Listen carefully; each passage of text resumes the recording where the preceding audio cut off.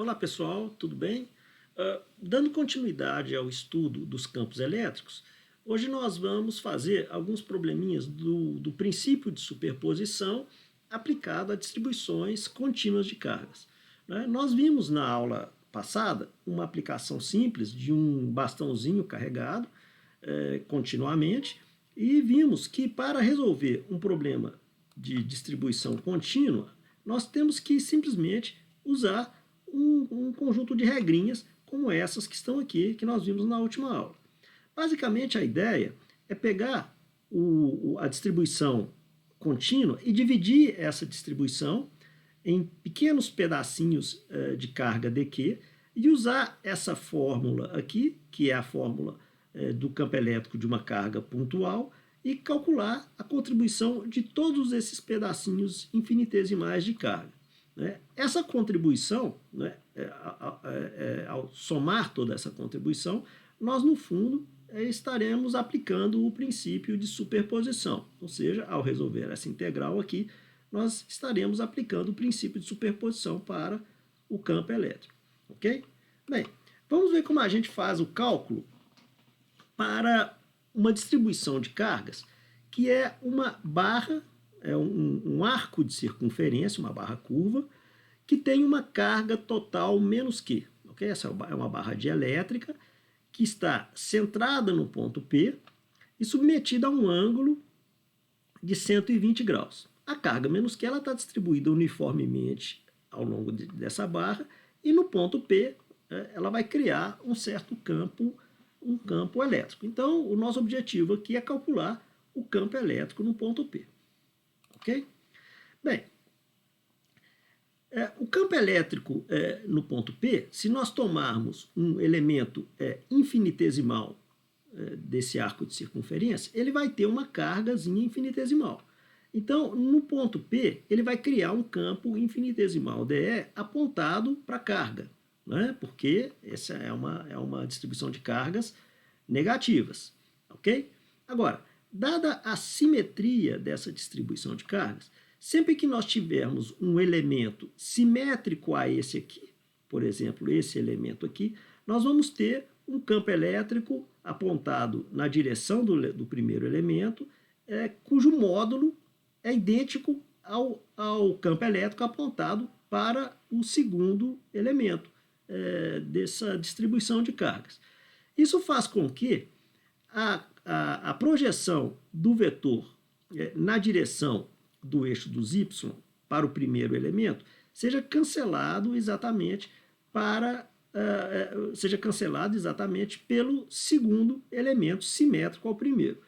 Isso faz com que, dada a simetria dessa distribuição de cargas aqui, nós teremos que um campo resultante ele vai se encontrar somente em cima do eixo dos y. Ou seja, toda a contribuição para a parte positiva, digamos assim, do y, vai cancelar a contribuição da parte negativa do y aqui. Então, a gente vai ter um campo resultante que vai estar todo em cima do eixo do x.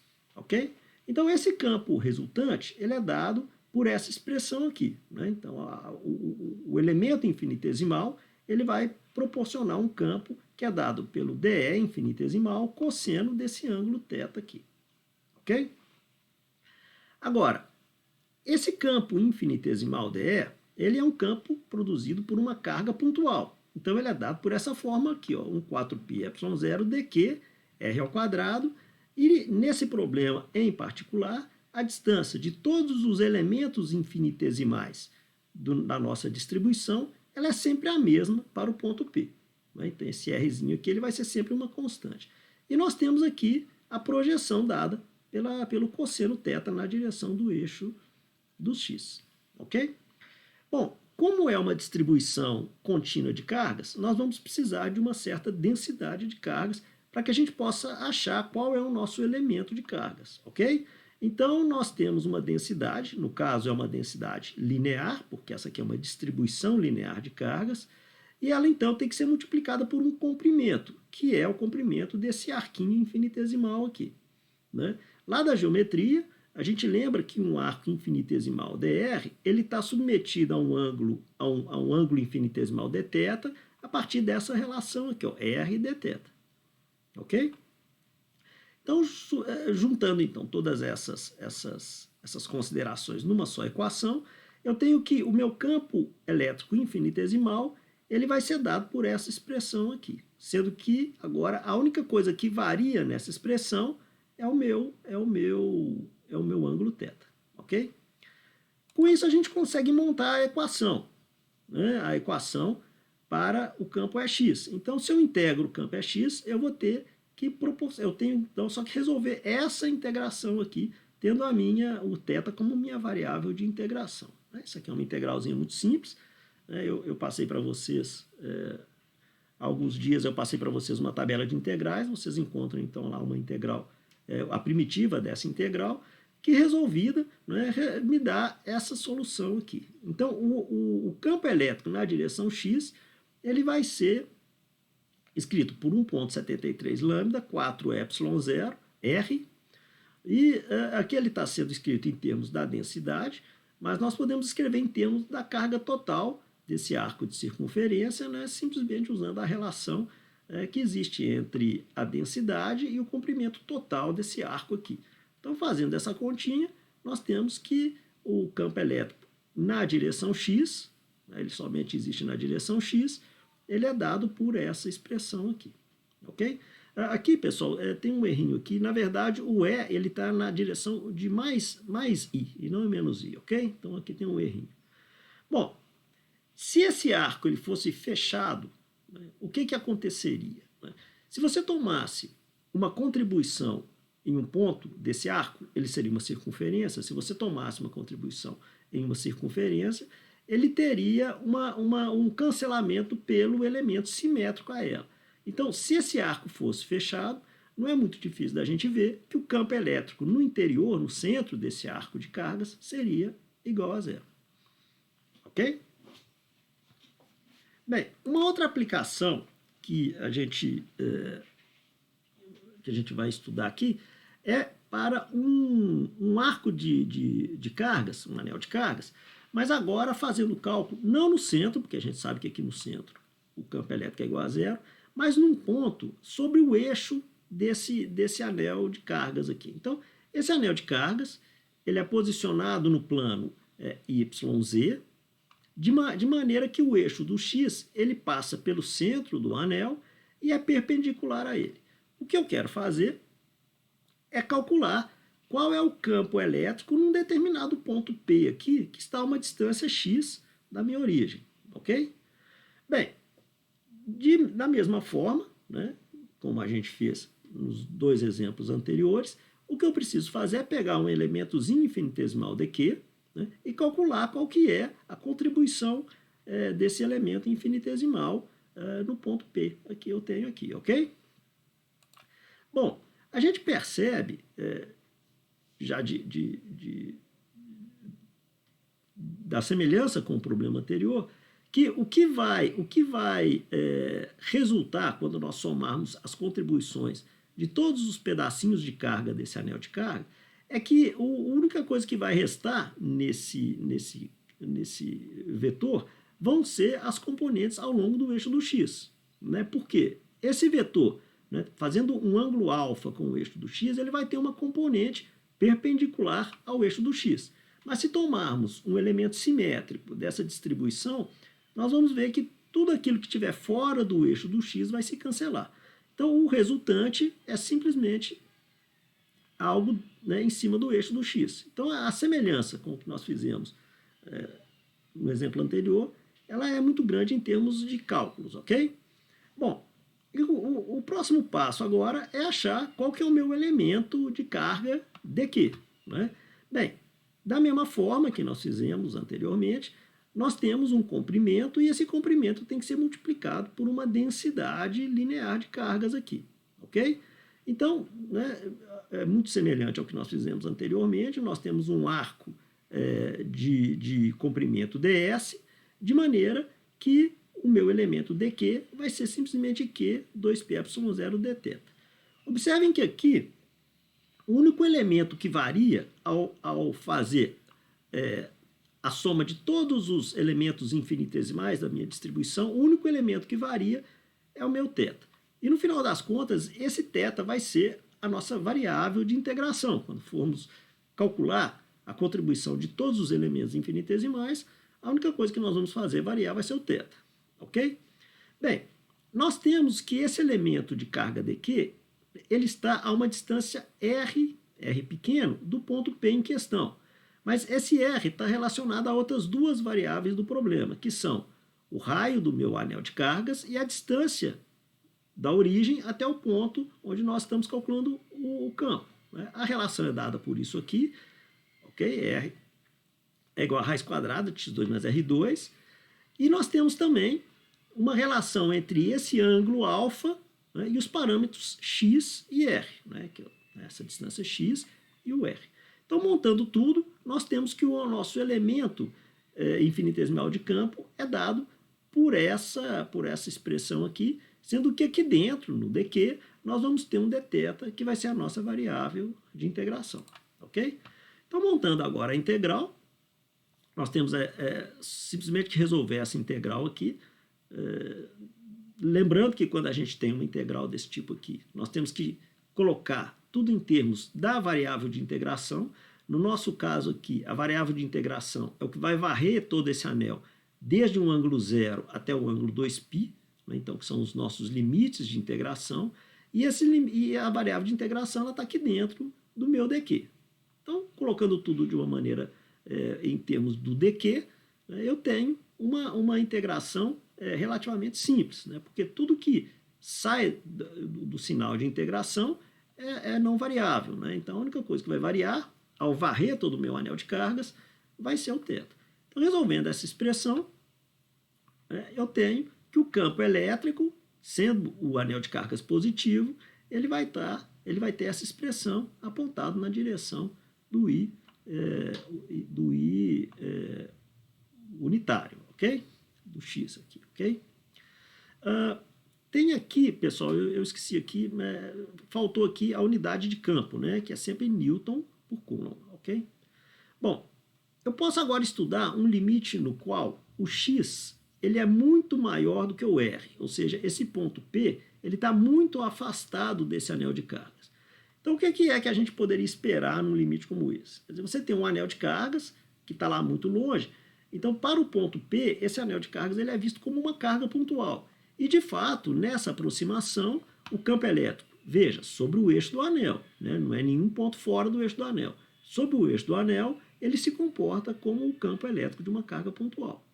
Ok? A gente pode ver por essa expressão aqui, por esse limite. Ok?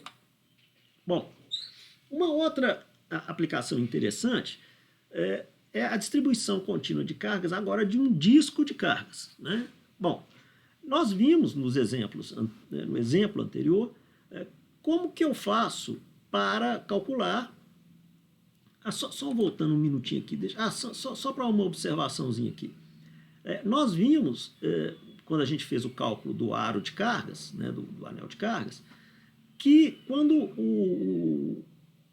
o campo elétrico é calculado no centro do anel, ele é igual a zero. E, de fato, se eu faço para esse anel de cargas o x igual a zero, o campo elétrico é igual a zero. Ok?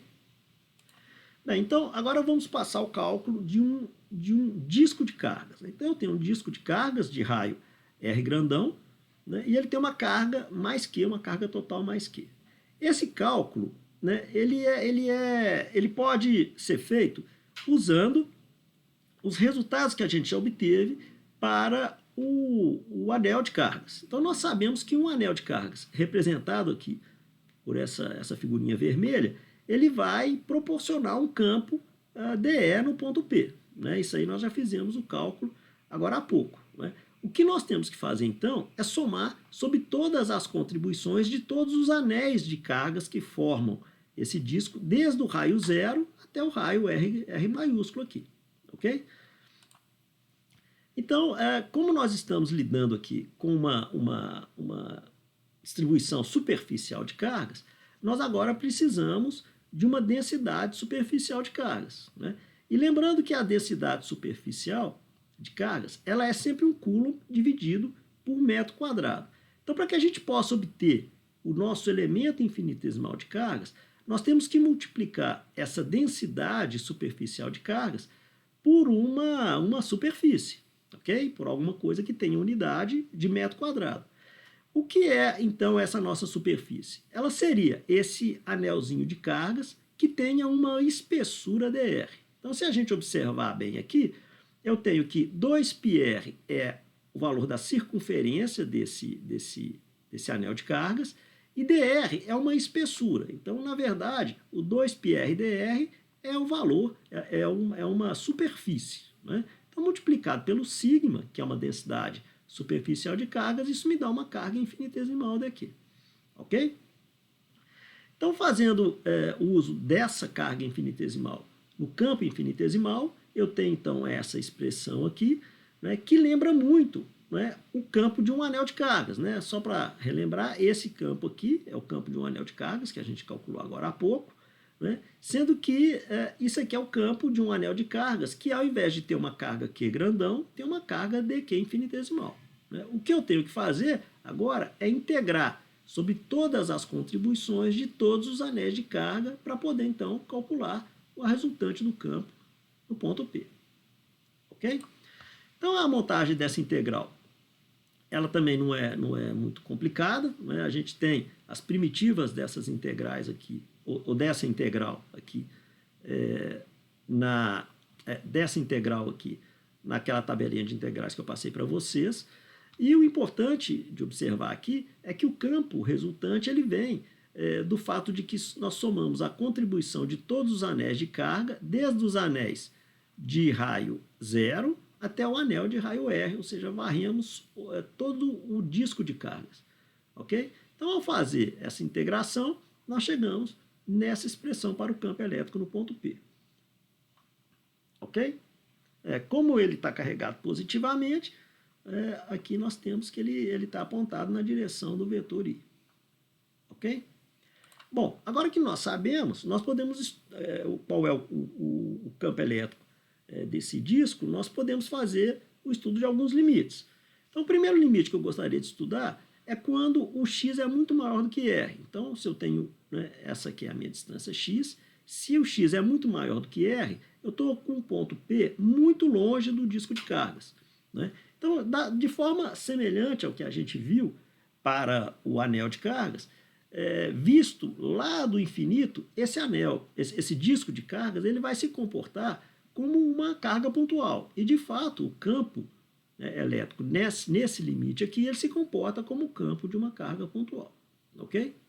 Essa aproximação é fácil de ver. Né? Você é só pegar, né, parte dessa expressão, fazer uma aproximação em série de Taylor e aí tomar somente alguns termos que vocês vão ver que a coisa se comporta dessa forma. O outro limite interessante é quando o R é muito maior do que o X, ou seja, quando eu pego o ponto P e coloco ele muito próximo da placa aqui. Então, quando nós, né, tomamos esse limite, o que é interessante é que o campo ele já não depende mais da distância. Notem bem, ele só depende da densidade de cargas e o 2ε0, que é uma constante.